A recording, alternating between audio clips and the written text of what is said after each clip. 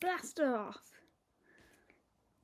Hi guys, we're Twisted Minds. We are a podcast where we talk about mental health topics. If you would like us to talk on a specific mental health topic, then let us know. But today, me and Lydia are going to be talking about addictions and how it's affected both of us. We have some in common and some that aren't, but in all, addictions are all very similar in the nature of kind of how they come about usually and how you struggle with them. So I feel like this will be an interesting episode for you guys, and hopefully you find this interesting and you learn something as well. And addiction is pretty stigmatized still, so I feel like it's good that we're making this podcast today. So yeah, we have a couple questions that we've got and we're going to answer them and talk about addictions. So let's go. So the first question is, what do you think caused you to start an addictive behavior? So for me, I have struggled with addiction. I'll just quickly explain what addictions I've struggled with. So that you know. So I struggle with addictions to self-harm, so to cutting, to anorexia, smoking tobacco, I'm thinking if there's anything else. I feel like I'm missing something. Vaping, yes, vaping, like nicotine, that's another one. So, yeah, I've had addictions to all of those things, and I'm still struggling with a lot of those issues, currently. And what caused me to start the addictive behaviors? So the first one was self-harm, and I started this at 13 because I was struggling with my mental health, and I had undiagnosed mental illnesses that weren't being treated currently. And I was struggling a lot in school, and I didn't have any support system or any parents. I had parents, but they didn't really believe in mental health and they didn't know what to do. And so I was pretty alone in that struggle. So I first started self-harming, and then I got a bit older. I would say around I would say around maybe 11, 10 or 11, I started developing disordered eating, and it turned into an eating disorder when I was in high school, and I struggled with bulimia and anorexia, and this then continued all throughout my teens, and it got worse as I got into my early 20s, which I'm in now. I'm 25 now, so my eating disorder is quite bad currently. I'm definitely not in recovery from it.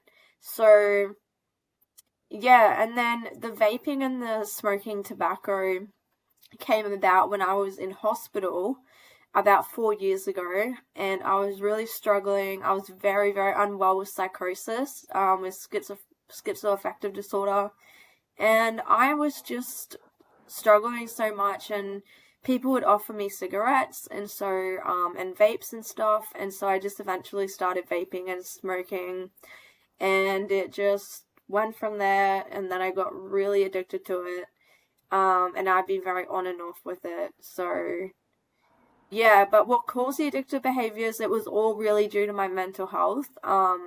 It wasn't influenced by other people, so it wasn't peer led. There was no sort of peer pressure. It was just me struggling and having these things available to me and using them to cope. So yeah. Hey guys. I didn't say hello again, so hello. Oh yeah, I'm so sorry. We didn't even introduce ourselves. I'm Alana and this is Lydia. Sorry guys, my head's not with it today.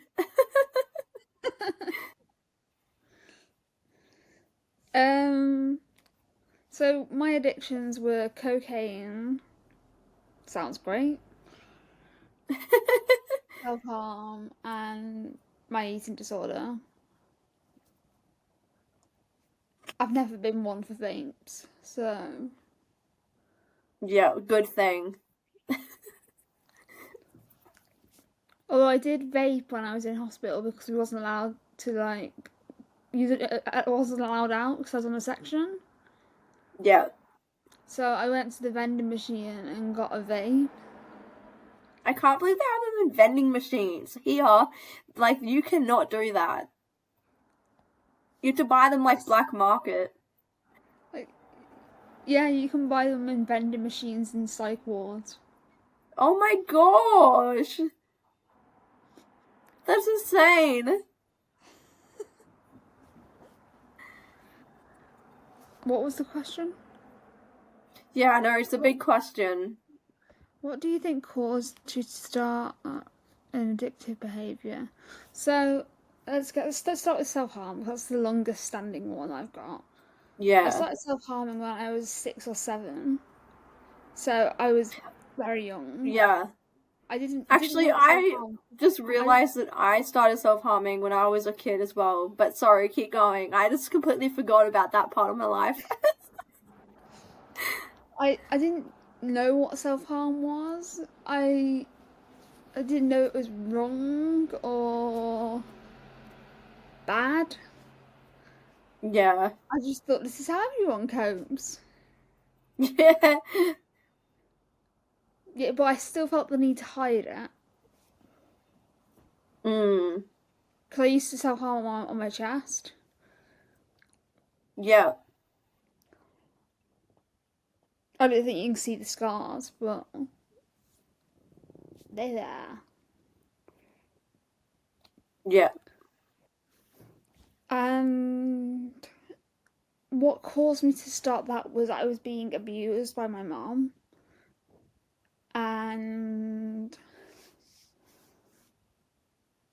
my grandma knew. She tried to stop it. But then my mom would say, oh, she just fell against the bookcase.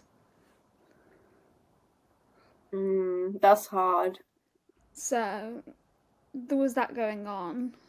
The cocaine, my ex boyfriend was into cocaine. He gave me a bag of it, and I was like, I'm not going to use this. I'm a good person. And then But I then tried it, and I loved it. yeah. It was the best thing I've ever done in my life. Which sounds really Yeah. bad for me to say, but No, I get it. I get it. It's like with me and smoking. I'm the same. like I literally tried it and I was like, this is amazing. Yeah. Then I ran out, so I went back to my boyfriend. I was like, can I have some more? So he put some more in my bag, and I carried on. So how long were you addicted to it? How long was I addicted to it? Mm. 2017 to 2019. Oh, okay, so that's a while.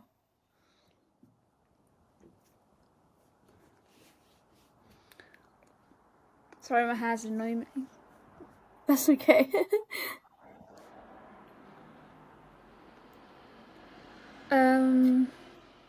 So then your eating disorder as well.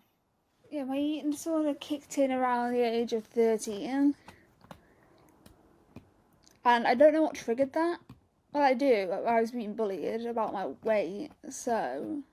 Same. I was bullied about my weight. That's what kicked mine off. So I reduced my weight in the only way I could work out how. Because I couldn't exercise because my mum would have heard. Mm. And where I lived, you couldn't go out on your own. Yeah. And I just lost all the weight that I wanted to lose.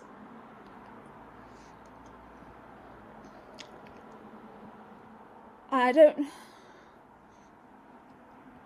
I know I said bullying triggered it off, but I reckon I probably would have done the same thing anyway.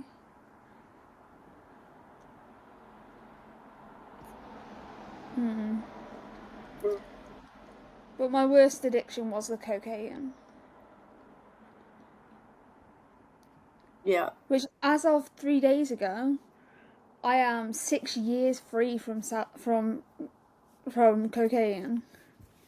That's amazing. That's so good. You should feel so proud of yourself.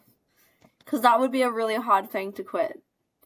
I know myself, like, I'm actually really lucky that I've never been exposed to any sort of hard drugs, because I know myself, I don't know what I would do in that situation, just because, like, not because of peer pressure, but because of my mental health struggles and my addictive personality. Like, I do have an addictive personality.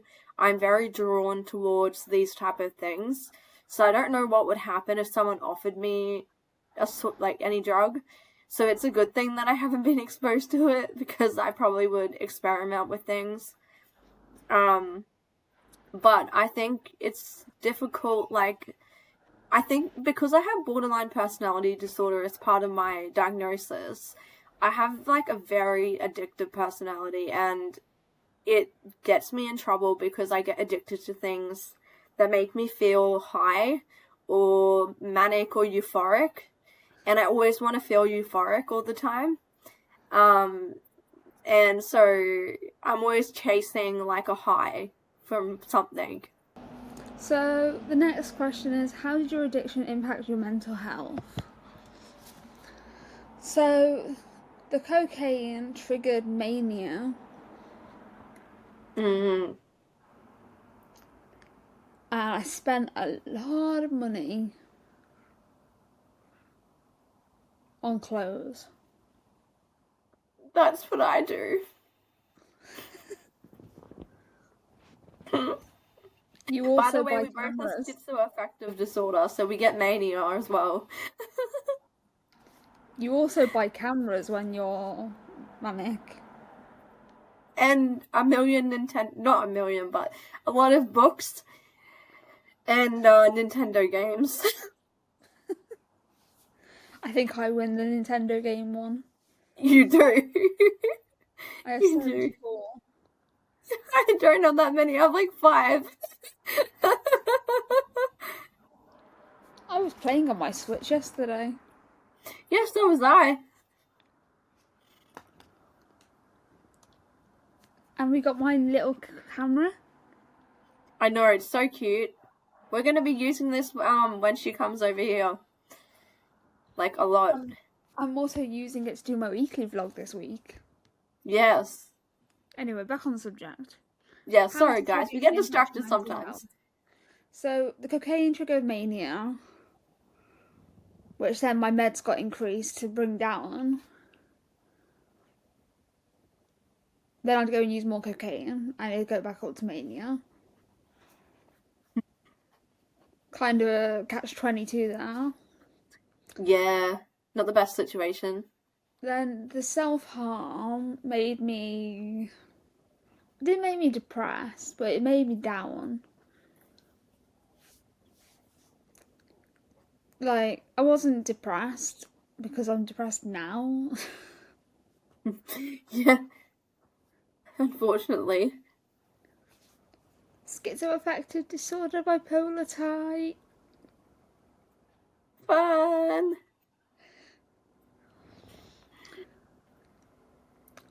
But self-harm made me quite down. Because I knew as I got older, I knew it wasn't normal. I'm doing quotation marks because what is normal? Exactly. Yeah. But what was I saying? You felt down. That's it. But it just got it got me really down because I knew it wasn't normal, and I knew other people were doing it, but they wasn't as bad. Yeah. I don't like I saying get that it. because I don't like saying that because it kind of discredits everyone else. But I totally get that. Yeah. it was getting pretty serious. Like I was needing stitches. Yeah. I felt the same. Like mine got to the stage of where it was like, and even if I relapse now, it's like I need stitches or I need to go to the hospital or whatever.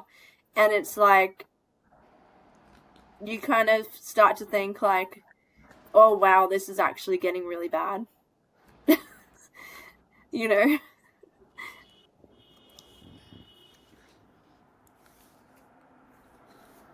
But overall, it all impacted my mental health by sending me manic, making me down, Hmm. really impacting my mood overall. Now, I was Yeah. also diagnosed bipolar type 1, so I thought it was just that. Yeah. Using cocaine didn't really make me realize the brain wires didn't connect. That, oh yeah, I'm Yeah. using this, so of course I'm going to be manic. Yeah. I feel like it would impact your judgment. How about you? Um, how do my addictions impact my mental health? Well, I would say my eating disorder and the self-harm affected my mental health the worst. The smoking and the vaping, I don't know how to say this because I don't want to be I'm not promoting this behavior, but for me smoking and vaping does kind of help my mental health. Even though it is bad for you, and I'm not recommending people go try it or go do it, for me it does have a beneficial kind of factor to it.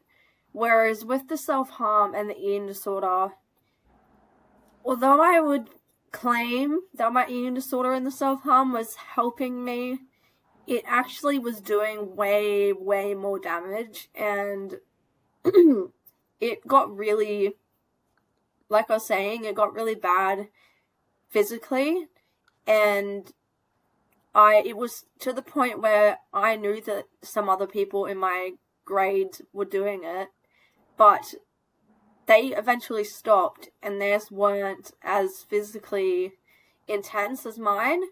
And mine just never stopped. It just kept going and going and going, and I kept doing it, and it got more frequent, and it got more dangerous, and I got more risky with it. And I was very, like just very stuck in it. And it impacted my mental health. I'd say the same with Lydia. It impacted my mood the most because when I would self harm, and then I'd feel like on a high and I'd feel better. And then I would go downhill very quickly and I get very grumpy and I get really agitated. And anyone who would try to talk to me, I get really angry at them and I like lash out. I'd feel really guilty about self harming. I'd have to cover it up, which was always hard, and then you're left with scars, which you have to cover up. So, and then with the eating disorder, that's eventually people are going to find out. Like, it's hard to hide. And I always felt like I had to protect my eating disorder, and even now I struggle with that, like trying to protect it when people are trying to help me and they have good intentions. But yeah, it mainly affected my mood and made me down as well and just kind of depressed, I would say. So the next question was, where are you in terms of recovery? So, with me, with my self-harm, I am 4 months self-harm free, which is, yes, which is really big for me because that's really hard. Um, I still struggle with self-harm in other ways sometimes other than cutting, but with cutting I'm 4 months like self-harm free. Um, with smoking I'm about a month, I think. Vaping probably only like 3 weeks. My eating disorder is not currently in recovery, like I'm not gonna lie about that. It's not not in recovery. I'm really struggling with that right now. But for the most part, I think the self-harm is the main one it's going really, really well. I'm really not struggling with it. I'm having urges still, but I'm able to cope with them, and I think I'll be able to keep going strong with it. Your energy level crash. I know, I feel so tired. Okay, we're nearly done. Keep going. Keep on fighting. Keep going. Where are you in terms of recovering? So, from cocaine, I've been sober for 6 years. Yay!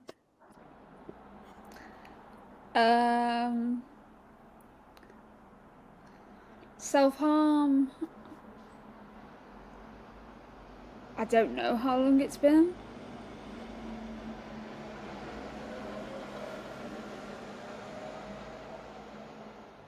Was it like 2 years? Let me go on my special app. I feel like it was like 2 years or something. Let's have a look. See, once you've been in recovery for a long time, I feel like you start to forget. 5 months. Oh my gosh, that is amazing. Whoop whoop. So cool. That's amazing.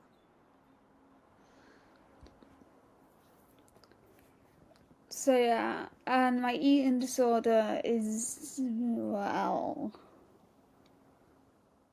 I think we're both struggling here with that. Yeah. We're not gonna come on here and like lie, like we're being honest, you know. My eating disorder is kind of bad at the minute.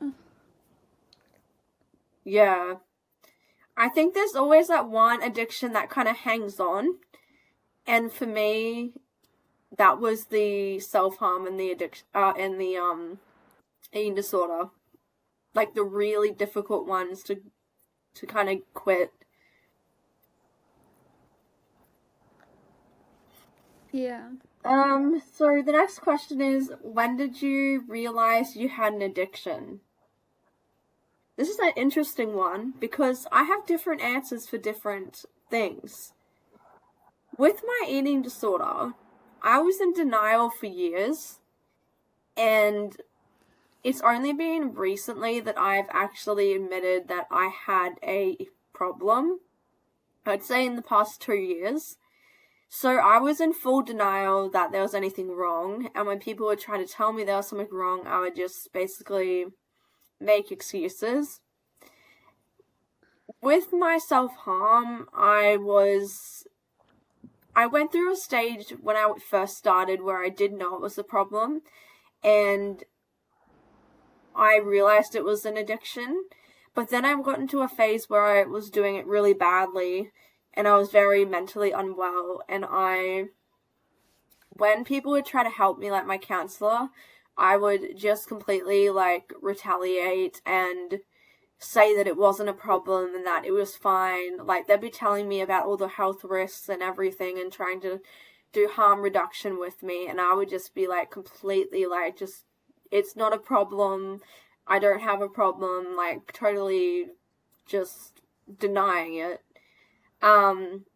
With the smoking and the vaping, I always knew it was a problem. It's just that I struggled to want to stop. It was more that, because I felt like it had that beneficial part to it. Like, it made me feel better. It was the chemicals in it that also contributed to me feeling better. The habit of it, like the routine, that type of thing. So, yeah. I suppose that's where I kind of stand with those things. When did I realize I had an addiction? With the cocaine, I knew it was an addiction quite quickly because I would literally crave the cocaine. Yeah. That's how it was with the self-harm and the smoking for me. Yeah. with self-harm, I don't think I ever saw it as an addiction until after I stopped. And I was like, I was getting addicted to that behaviour. That's interesting. Because a lot of But people realize it's an addiction while they're in it, but for you, you realized it kind of afterwards. yeah.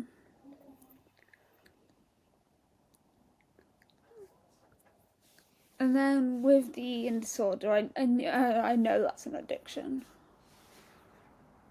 Mm. That's good you have the self-awareness. Yeah. The next question is, was there ever a moment where you realised you had a problem? Yes. Yes, I can say yes too. When it came to the cocaine, I realised it was a problem because when I didn't have access to it, Mm. I would have withdrawal symptoms, Yeah. and I would be like, shit, gotta do something about that. Yeah. Then I'd go and get more cocaine, and I'd be fine for a bit. Then the same thing would happen again and again and again. I remember when my mom found out I was using cocaine. She was like, "Do you use drugs?" I was like, "I use cocaine," and she was like, "You got to be careful with that because you can have a heart attack." Yeah, you can. Yeah. I was like, "Oh, that won't happen. I'm only using a little bit." Yeah, because when you're in addiction, you're always kind of thinking that, oh, that will never happen to me. You You know, try and people try to justify warn you. Mm. with self harm. While I didn't know it was an addiction, I knew it was a problem Yeah. because I couldn't go like 3 days without cutting. Mm. And I'm looking at the scars on my arm right now, and I'm just like, oh, what the fuck have I done? I'm It's gonna censor out all hard. this. I'm gonna censor out all the swearing, but Yeah. It's so hard. Like, the problem is like with some addictions, what even when you come out of them, you're left with like the almost like side effects of it. Like with self-harm, you've been through it, and even if you've stopped permanently, you're now left with all these scars that you have to live with and look at every day on your own body. And other people see it and make judgments, and people stare at you, and there's a bunch of things that come along with that. And like if you've used drugs, like it could have caused problems with your physical health.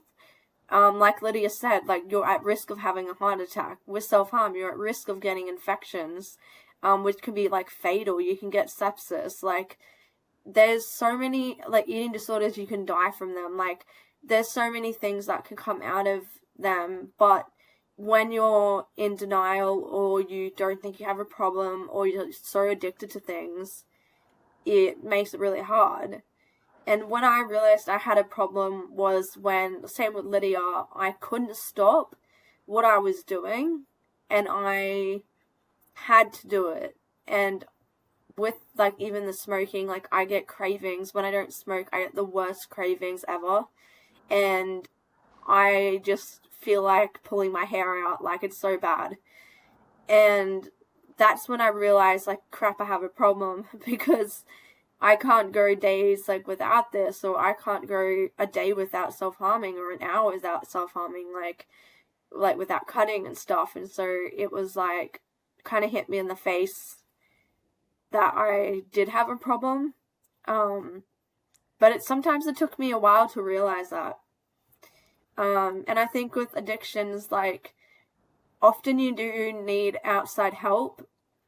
So like I would encourage you guys, like if you're struggling with an addiction, it doesn't matter what it is, even if you think, oh, it's not that bad, like get help for it early on, because the earlier you get help for it, like the easier it's going to be, and the less risk is you're going to be putting yourself like in. And I think like with me and Lydia, our addictions went on for so long. If we had gotten maybe intervention earlier or help earlier, maybe it would have improved our mental health overall. Like, we can't say that for sure, but like it might have happened.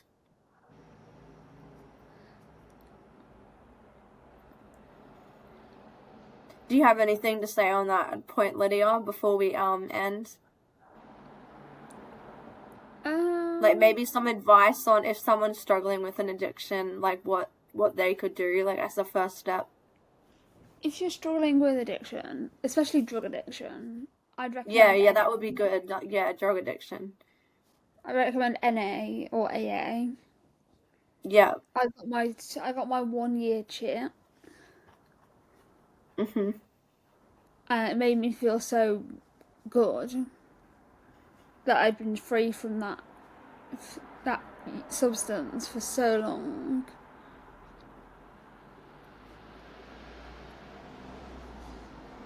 Like, it just, you're around people who understand.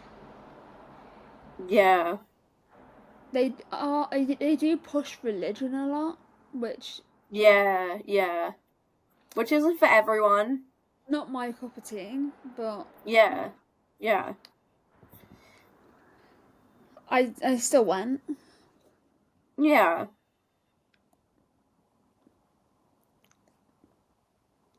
I'd recommend finding some kind of group to go to.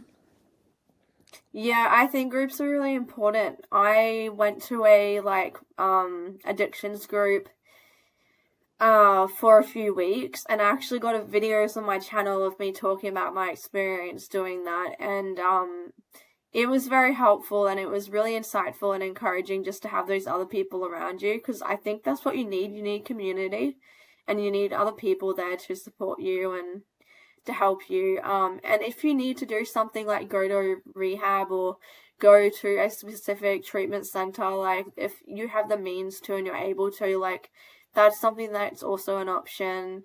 There's also therapies that you can do. There's medications you can go on. Like there's all sorts of things that can help you. And yeah, we can maybe even list some resources in the description if you guys like. Just to help you out. Yeah, But I'll put some resources in the description down below for both Australia and UK. yeah, because just so that if anyone is struggling, that they can have a look at that. I think that would be good. So that's really all I have to say on this topic. I'll see if Lydia has anything she wants to say before we close. No, I don't have anything else to say. Just thank you No, for joining us on an episode of Twisted Mind. yeah, thank you guys so much for joining us on another episode and coming back. We love you all so much, and we'll see you in our next podcast. Bye. Bye.